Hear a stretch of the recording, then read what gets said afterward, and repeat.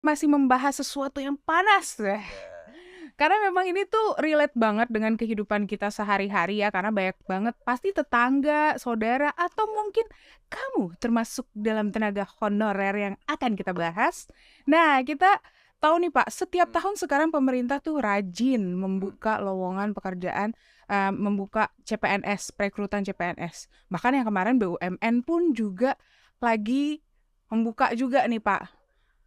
Nah, kenapa tidak tenaga honorer yang sudah ada ini yang dilirik untuk dijadikan PNS atau CPNS atau P3K yang mempunyai status yang jauh lebih pasti? Ya, itu yang sering saya sampaikan di Komisi 2. Nah, tapi mungkin pemerintah punya pemikiran lain. Bahwa yang honorer ini latar belakangnya tadilah ada yang KKN, saudaranya kepala dinas A, saudaranya kepala daerah, tidak profesional, saya bantah itu. Ya, yang jadi honorer ini dari segi pendidikan juga sudah pas, mumpuni. Guru-guru honorer itu dari UPI juga banyak, walaupun mungkin dari dari swasta banyak, kan nggak masalah. Ya, saya juga kerja sekolah di swasta, cuman S2 aja di Unpad begitu ya. Di masyarakat tuh nggak membedakan mana negeri, mana swasta, yang penting ada kemampuan kan. Nah, saya lihat honorer ini kemampuannya sudah bagus. Pengabdiannya bagus. Ada yang sampai 15 tahun dengan honor 500.000, bayangkan.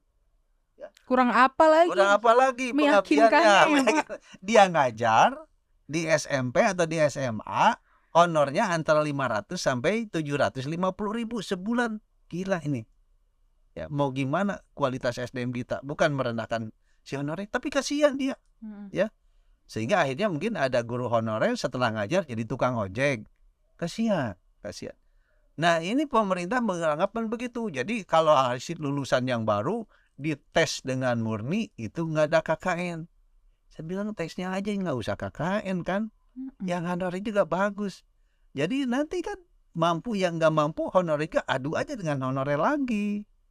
Ya, honorer dengan honorer, yang non honorer, yang misalnya anak-anak baru lulus, ya adu sama mereka. Kan ini berbeda. Pengetahuannya udah berbeda. Kalau orang lulus S1, mungkin dulu dia cum laude S1. Begitu jadi honorer 15 tahun lupa dia terhadap ilmunya itu. Tapi Betul. pengabdian dia ke masyarakat sudah luar biasa. Itu yang harus dipikirkan. Itu bisa menjadi pertimbangan pemerintah ya Pak ya? Harus, kalau menurut saya harus. Bayangkan banyak guru bantu di daerah, guru daerah terpencil istilahnya ya. Guru bantu yang ditempatkan di daerah terpencil. Nggak mau tuh anak-anak kota. Tapi anak-anak daerah mau. Dia juga S1 loh. Memenuhi. Nggak boleh dong. Guru asal guru aja gitu dari SMP, SMA ngajar daerah terpencil. Enggak, ada persyaratannya. Ya. Tapi dia udah di daerah terpencil. Honornya cuma 1 juta. Dibayarnya 3 bulan sekali. Kan gila ini. Anak bangsa mau dikemanain? Gimana bisa memberikan kualitas yang jauh lebih baik kalau perhatiannya, kan kesejahteraan harus belum. dipertimbangkan.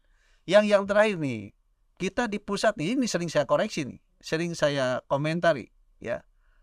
Pusat bertahun-tahun ini memprioritaskan guru dan nakes. Oke, saya setuju.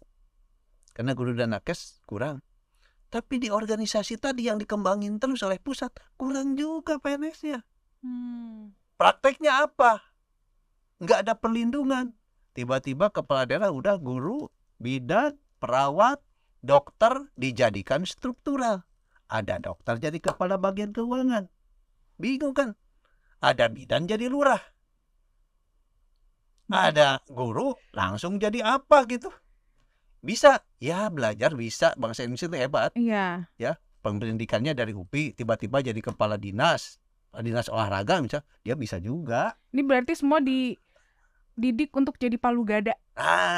Tapi kan ini ada ya semuanya. Tapi kan nggak konsisten. Kita nggak bisa nyalahin juga kepala daerah. Oh, itu barangkali Pak tim suksesnya, ya mungkin juga. Tapi yang jelas PNS-nya kurang. Guru ini kan pangkatnya tinggi-tinggi. Ya udah, daripada ngadangi dari STPDN baru masuk golongannya 3A. Padahal untuk jadi camat diperlukan 4A. Yang ada guru, ya udah guru jadiin camat gitu. Jadi agak Ah, tumpang tindih, tumpang ada tindih, tidak double, linier. iya. Harusnya pusat juga bikin aturan. Kalau guru nggak boleh pindah ke dinas lain. Guru fungsional guru aja. Atau nanti pindahnya di pendidikan. Kalau sudah jadi struktural di dinas pendidikan, baru pindah ke dinas yang lain. Nah, sekarang banyak ini guru langsung jadi kepala bagian begitu. Nah, Pak, ini nanti rencananya nih di masa kerja yang saat ini, di masa sidang ini, apakah nanti akan ada pembahasan ini? Terus terkait dengan Undang-Undang Nomor 4 Tahun 2014 Nomor tentang 5, ASN. Undang-Undang nomor 5. Oh, Nomor 5 tahun Tahun 2014 2014. tentang ASN nih, Pak. Apakah nantinya honorer juga akan dimasukkan di dalam undang-undang itu? Nah, di undang-undang itu rencananya tidak dimasukkan. Tetap ASN itu 2 jenis. PNS dan P3K. Cuman persyaratan P3 ini seperti apa? Kalau kita lihat P3K itu intinya pemerintah boleh mengambil orang profesional gitu loh. Ini yang nggak jelas. Pemerintah sekarang kan orang profesional diangkat oleh kepala daerah atau oleh pejabat kepegawaian menjadi pejabat di daerah. Boleh. Itu P3K artinya profesional. Kalau sekarang saya tanya, guru jadi P3K. Loh, ini kan semuanya memang profesional, dia fungsional. Ya. Kalau misalnya kita nih di SMA ini nggak bagus nih. Ya, atau personelnya kurang. Carilah kepala sekolah di Malaysia atau mungkin dari Eropa, panggil ke sinilah. Jadi P3K di sini 5 tahun. Begitu. Sekarang semua guru jadi P3K, aneh. Harusnya Harusnya yang profesional, yang lebih dari profesional, memang bisa membantu lembaga itu. Yang profesional itu begitu kok kalau yang saya baca di undang-undangnya.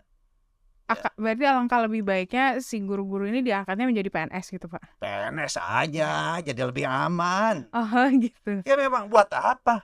Ya. Sekarang misalnya guru nih udah 15 tahun. S1. Ya. Diangkat jadi P3K, gajinya lebih kecil dari PNS. Kan itu enggak fair adil, juga, enggak fair.